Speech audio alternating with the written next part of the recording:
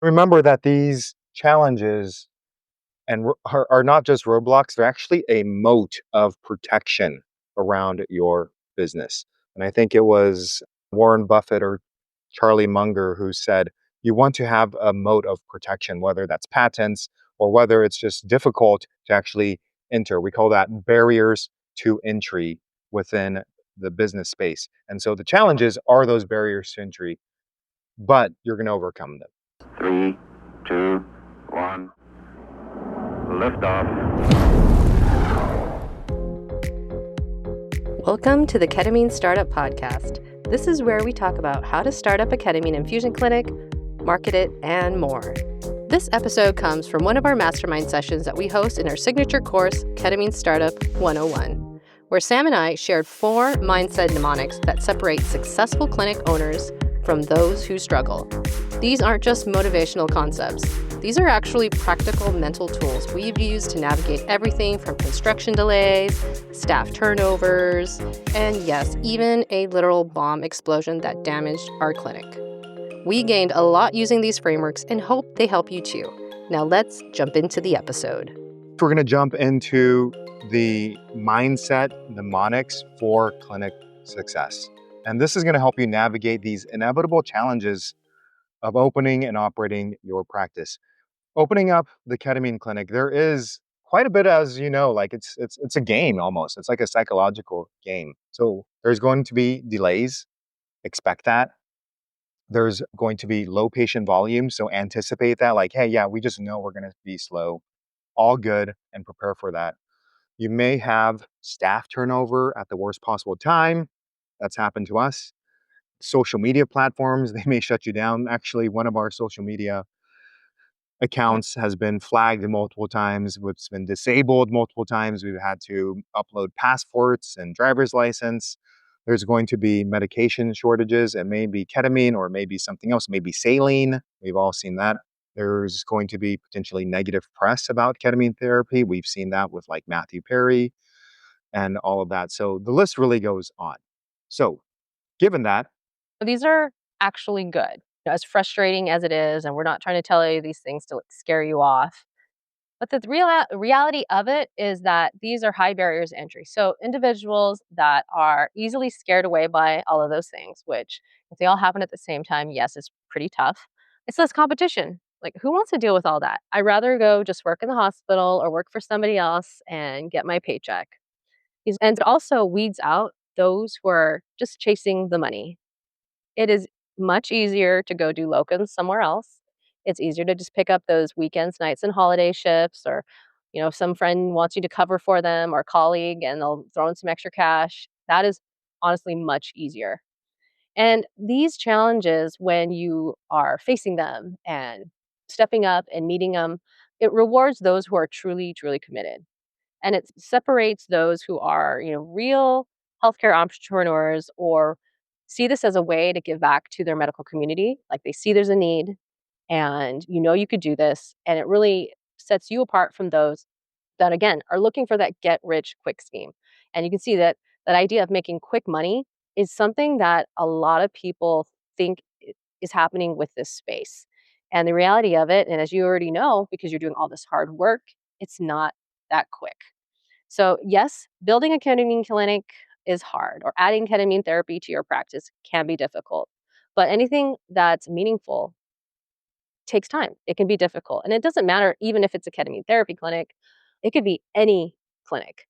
And so that's what actually makes this very valuable. Something that's more difficult, that is puts a lot of effort and grit, has more reward. And therefore, the work that requires resilience, dedication, and the right mindset, that actually gives you an edge. While others are overwhelmed and want to quit, you will have the mental tools to push through it. And so today we're going to cover 4 of these mindset mnemonics to help you stay grounded, focused, help you, really overcome those challenges and roadblocks. and remember that these challenges are not just roadblocks, they're actually a moat of protection around your business. And I think it was Warren Buffett or Charlie Munger who said, you want to have a moat of protection, whether that's patents or whether it's just difficult to actually enter. We call that barriers to entry within the business space. And so the challenges are those barriers to entry, but you're going to overcome them. So this first mnemonic is FMA, focus, meaning, action. This is your foundation here. And this is something that we have been really utilizing with everything that's gone on with our own clinic, with the explosion that happened a few months back. Sometimes there's just a lot going on, and we have relied on using this mnemonic. So the first portion of the mnemonic is the F. What am I choosing to focus on? The second one is the M, the meaning. What meaning will I assign to this challenge?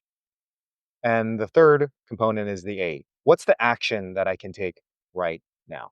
So when everything's feeling chaotic, these are the three things that I focus on: the focus, the meaning, and the action. So I want you to download this into your brain: FMA, FMA. And sometimes there's another mnemonic, FML, which is F my life.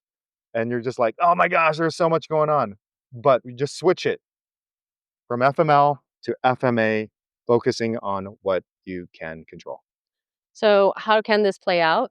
So let's say you're dealing with some construction delays or you're waiting for some form to get through or whatever, and focusing on what you can control now for the F. And then the meaning of it is, I have more time to perfect protocols, like making emergency protocols and staff training. For us, that was us learning how to make YouTube videos and blogs to really start diving into marketing. Because our first month, again, we did only 4 infusions, and we are like, why are we doing this? We can't control who's coming in. So we made some meaning of this is more time for us to learn about marketing. And then action. So finalize equipment orders, build referral relationships, take action on this perfect time to do some work.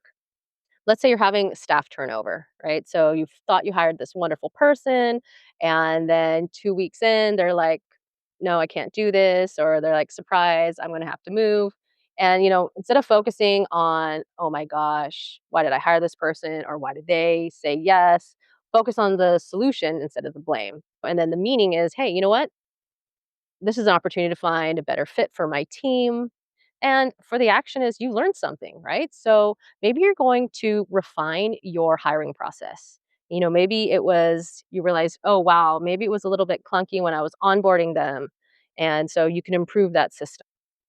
And here's another example, like social media account shutdown, something that just inevitably happens because you will mention ketamine at least once or twice, and somebody will flag it or the algorithm will flag it. And so instead of being like, oh my gosh, not again, which is something that we're dealing with our hilariously our ketamine startup podcast Instagram, I'm going to focus on different marketing channels. So that's what I'm doing, right? And so the meaning is, well, how can I diversify my outreach strategy, which is exactly what we did. So then instead, what we're doing is we're taking action, strengthening our email list. And in this case, the example here is, direct physician referrals. For us, that means instead of me relying on Instagram, took action and said, hey, you know what? I'm going to really lean into LinkedIn. I'm going to really drive traffic to our YouTube channel with those short clips. So it's taking that focus from a disempowered, why is this me? Why is this happening? To being like, okay, what's something that I can actually do and control and take action with? The next one is MIT, most important thing. And this is something that can be your daily North Star. So every morning I'll ask myself, what is our MIT for today? What is the most important thing? And I want it to be one primary objective: really quality over quantity. I know sometimes I can create a to-do list that's like 30 to-dos. And out of those, I'm like, all right, what's the one thing that I must get done? Think of it more as like an executive task list, right? Because a lot of things can be outsourced, but what's the one thing that I can do? And make it really tangible, because as you start up the clinic, there's going to be just a lot of things that are coming up. And when I focus on the MIT, what's my most important thing, it's just going to cut through all of that overwhelm. And so this is really the key. As Kim mentioned, it's the daily North Star to focus on what's actually most important. So maybe you need a call your marketer or the website person to fix something, and yeah, maybe you need to like hang up that painting that you just bought to see if it works. But in reality, you need to complete that DEA registration paperwork because you've been kind of, pushing it off, or you're going, oh, I really don't want to like change the address from where I currently am. It's a little complex. You just hone in on what actually is needed so that you could actually see that first patient instead of figuring out, should I hire, a bunch of MAs and a few scribes, and where you're like, oh, actually I need a lead nurse. Like I need to focus on that instead of being like, I need to figure out the exact perfect entire team. Like, who do you just really need to get this done? Instead of trying to figure out like, how can I, market this more effectively, or how can I make sure patients want to come back again? You just need to finalize actually the patient intake protocol, right? So going back to what's the thing that you really, really need done for the next step. Because I know for me, I'm very detailed oriented. I'm the spreadsheet person. Sam is like the, what do you say, bird's eye view type of individual. So this MIT is much more easy for him. But for me, it's like, okay, I just need to think of what's the next step that can actually lead to getting a patient into the clinic or taking care of them. And remember that just doing the one meaningful thing will beat a bunch of half finished tasks.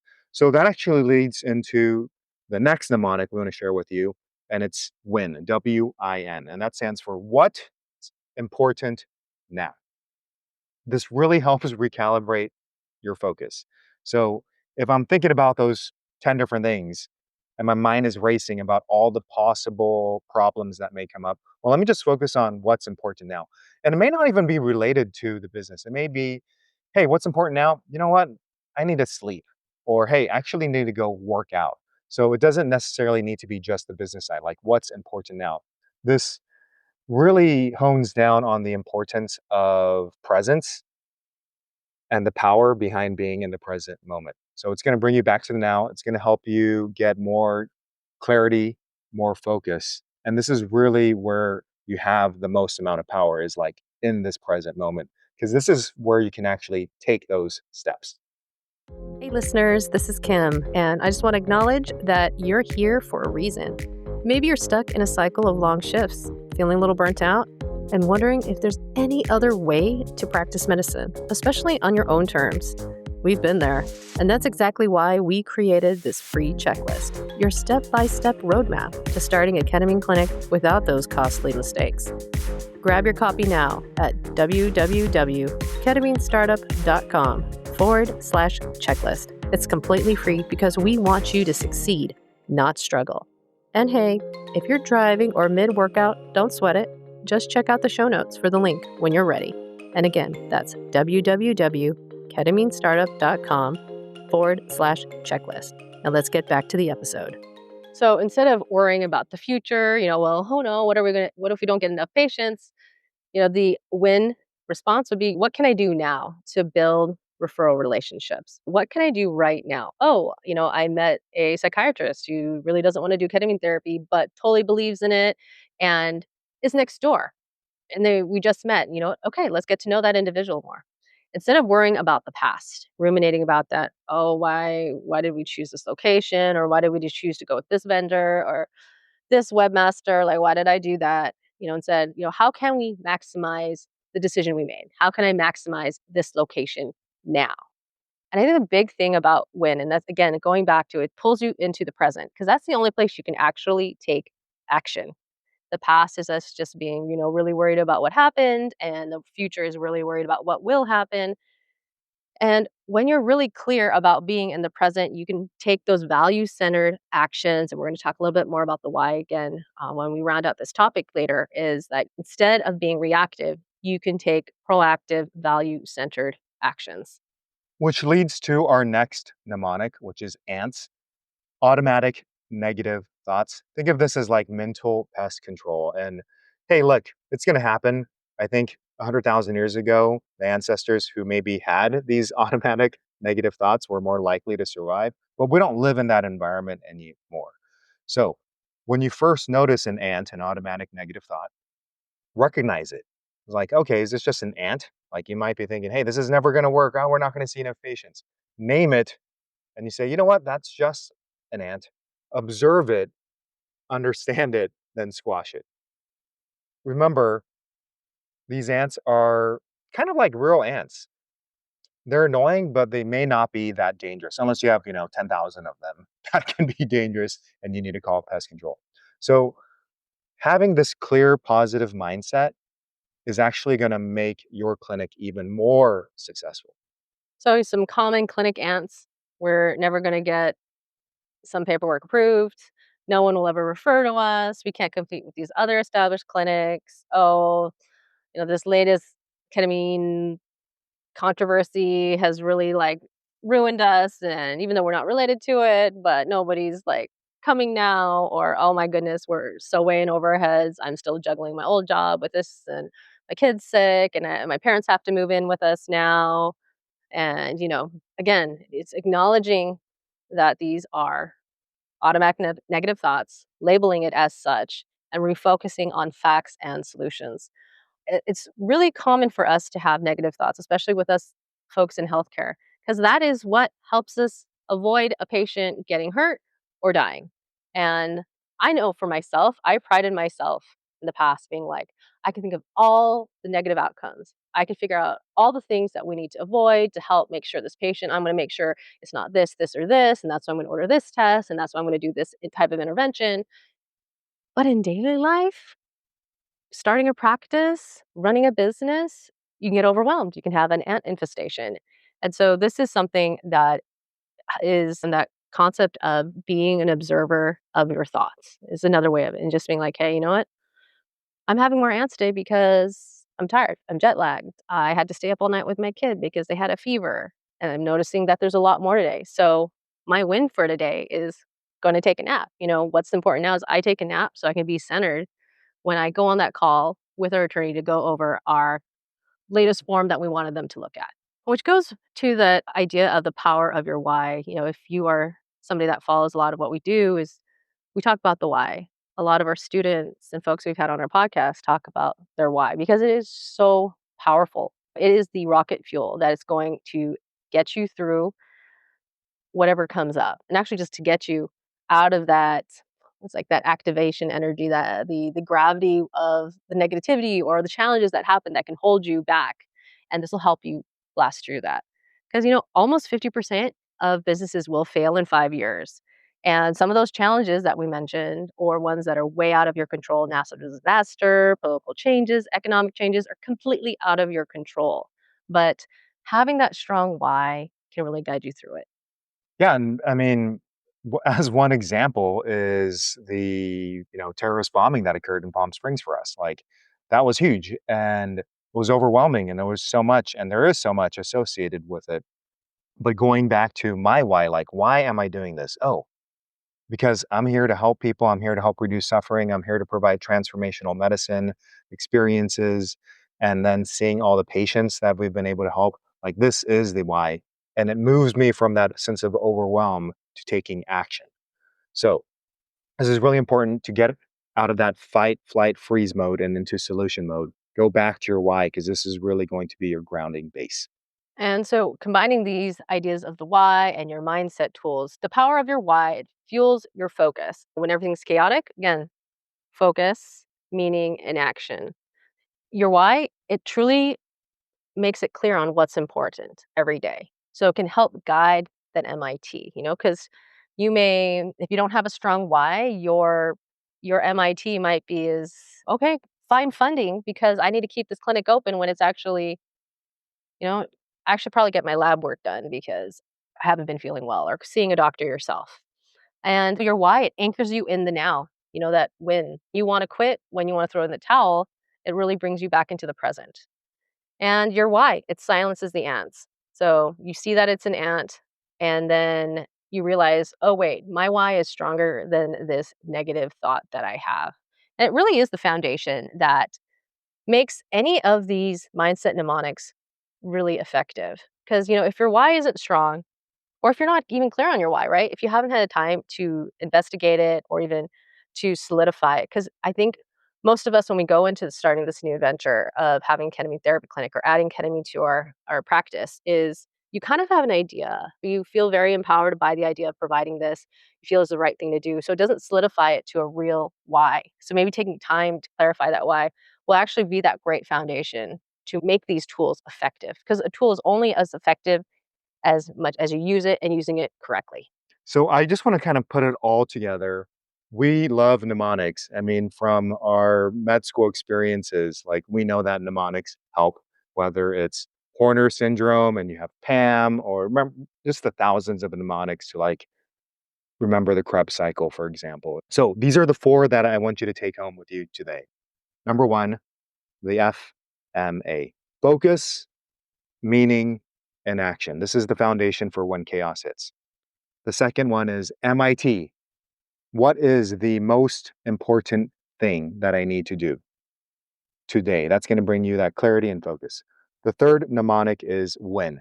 What's important now? This is going to bring that present moment and give you the power to take action in the present. And then finally, the fourth mnemonic is ANT: automatic negative thoughts. And think of that as mental pest control. So really download these four mnemonics. The more you practice them, the better you're going to get at them. And as you use them, building your ketamine clinic, success is not just possible, it's inevitable. Thanks for tuning in to another episode of the Ketamine Startup Podcast. These mindset tools aren't just theory.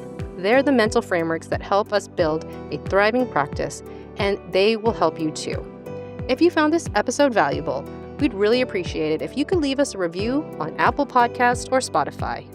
It helps other entrepreneurial medical professionals like you discover this show and grow this community. For show notes and resources related to today's episode, visit our website at ketaminestartup.com/podcast. Thanks for listening, and we'll see you in the next episode.